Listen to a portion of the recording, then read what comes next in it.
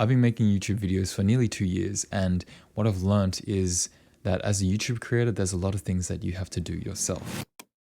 I have this beautiful incense from Aesop right here. Hello, welcome back to another video. I'm not too sure where to start this one. It's a little bit of a special video. A year and a half ago, I started making YouTube videos, and at this point in time, we're about to hit 5,000 subscribers. That's really insane. I'm very grateful. Thank you to everybody who's been supporting the channel so far. So a little while back at 1K subs, I did a Q&A. So I thought, what better way to celebrate 5,000 subs with another Q&A. So I flocked to Instagram, and so many replies. I didn't expect that at all, but I asked questions there, and I'm going to try to speed through a lot of them and give some quick answers to a lot of your questions. So I got this quite a lot, but Sydney or Tokyo? I love living in Sydney, the culture, the weather, everything's really nice here, but I do want to be spending more time in Tokyo in the foreseeable future, especially since I've got a bunch of my friends over there now, and yeah, can't wait to go over there and create some stuff with them. 日本語喋れますか? 日本語喋れますけど読み書きは全然知らない。Seems like there's a lot of questions on the ethnicity kind of thing, so I'll just answer it in one. I'm 24 years old, half Japanese, half Australian. I was born and raised in Sydney. My family, my mum's Japanese, her side of the family lives in Chiba.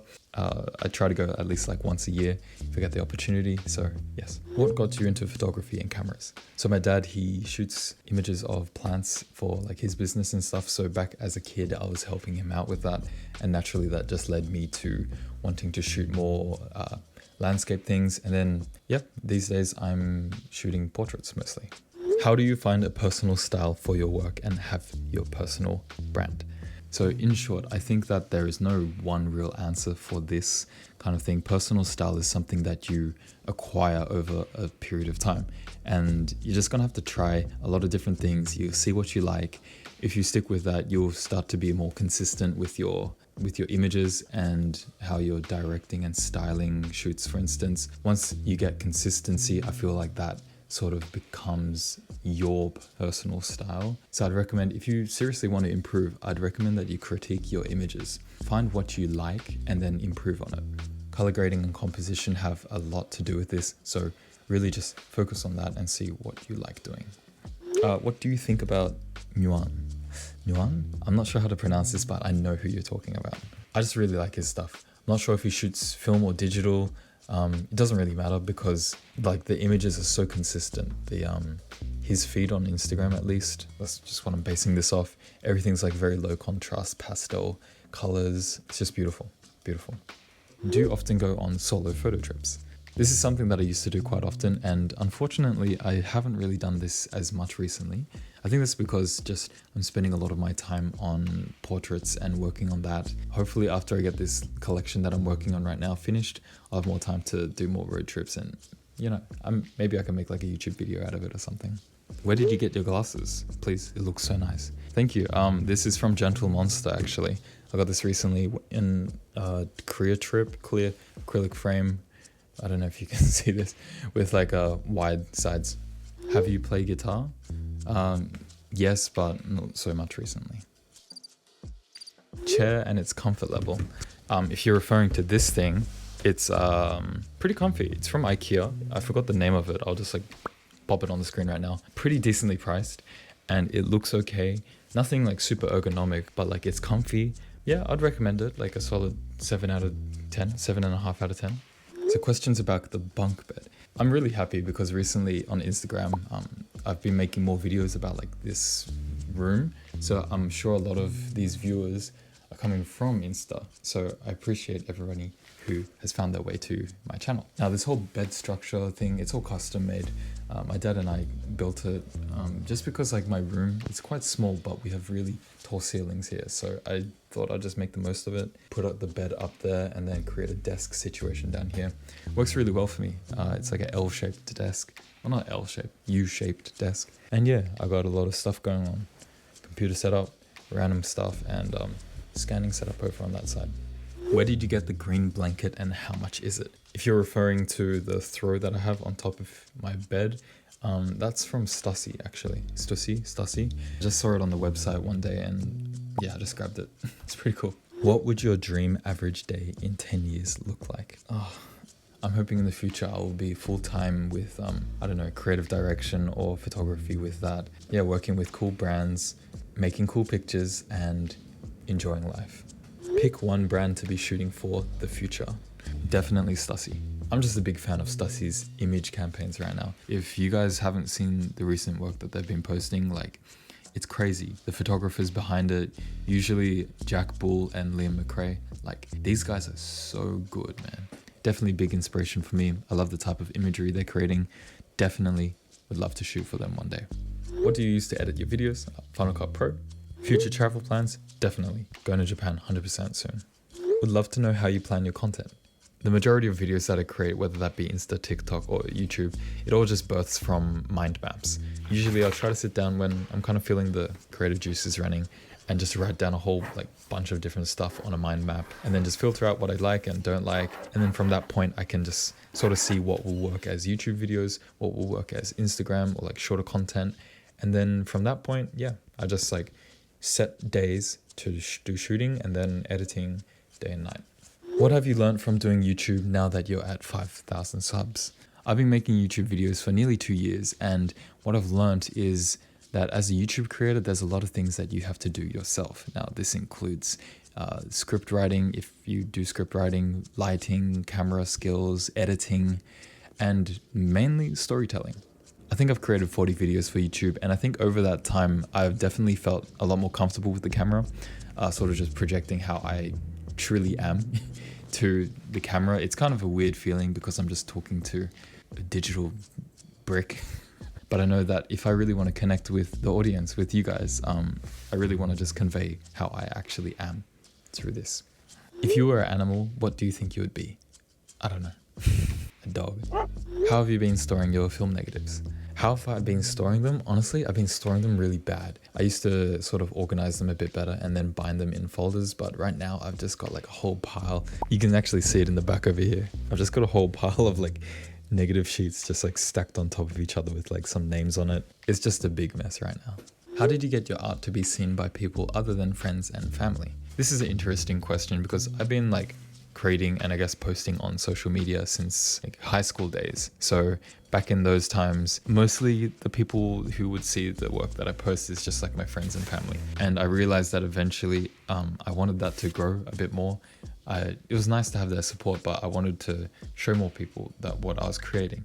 And I think what changed was understanding how social media works and understanding how trends work and sort of what to push at a certain time. For instance, right now, video content on Instagram and stuff is just the strongest way to push any sort of thing. So if you can incorporate your art form into video format and share that through social media, that's definitely the easiest and fastest way to grow anything.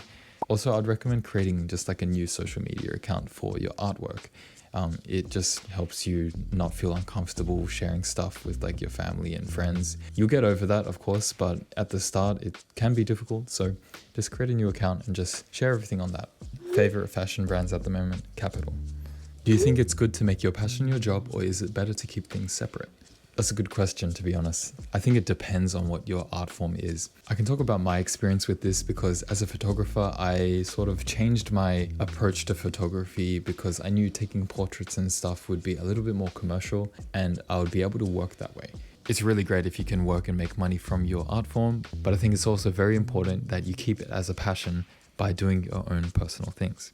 Now, I might wrap up this Q&A section of the video and segue that last question into the next section because my friend recently reached out to ask me if I wanted to go darkroom printing, and yeah, that's pretty fun. That's definitely something that's more of a passion project for photography, a different aspect of it that I've never tried, and I'm very, very excited to do this.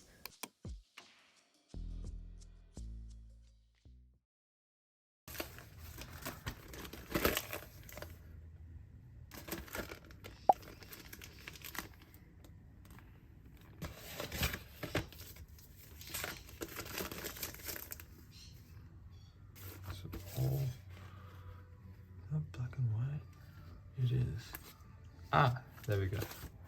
That's what I want.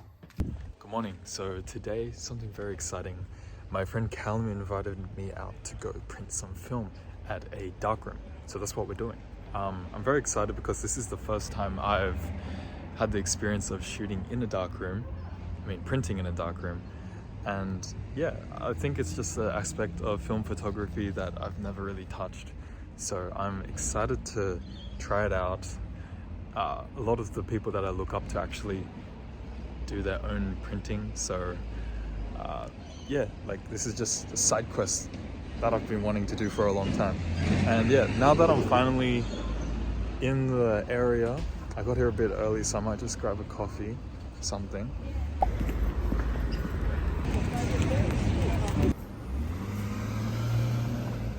Secured.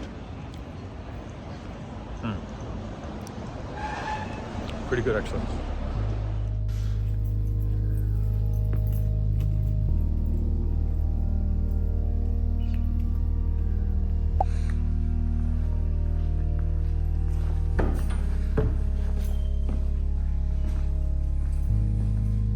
Yeah, so there are different brands that make the paper. Ilford's really, really good. I've heard, yeah.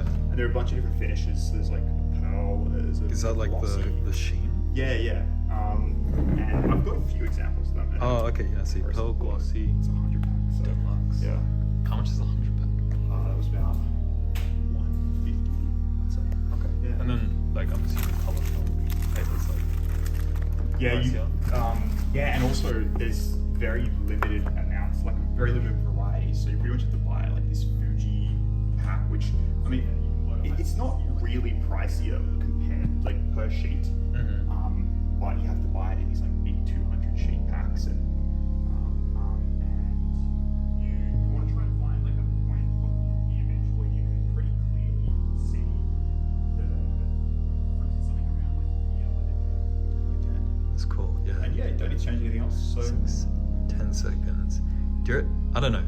I guess you have to try it out because like you do this and then sometimes this might not be as like dark as what you want. And, Sorry. I shot this with flash and I'm pretty sure I have harsh light coming in this way. Oh, So yeah. if I do this, I'll get a good idea of how this section of the image will come out, but might need to do it darker or something, right? I mean, well, yeah, it's hard to say. So you could either do a full test strip of the 10 seconds if you want. I'm not fussed about using a whole sheet of paper, so we'll just do that. I'll just like print it and see how it goes. Yeah. It's just interesting. Yeah. Okay.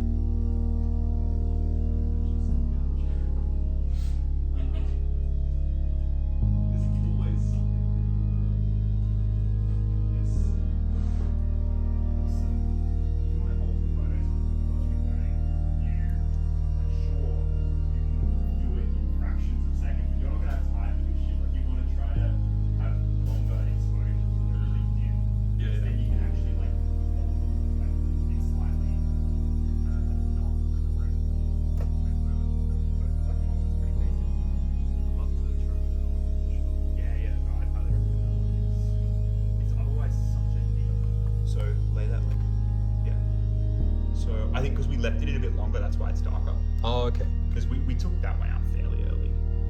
We did, yeah. But Interesting. it doesn't look like the flash really had too much. Yeah. It actually did. It's a bit That's cool. darker, but I think I might try to like print it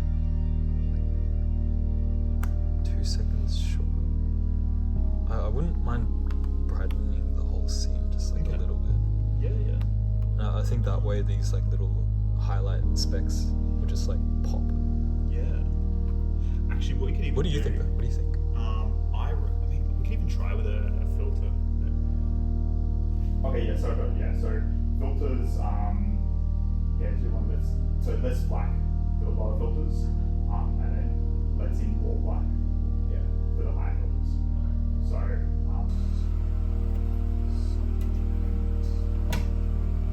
still operate some of these courses.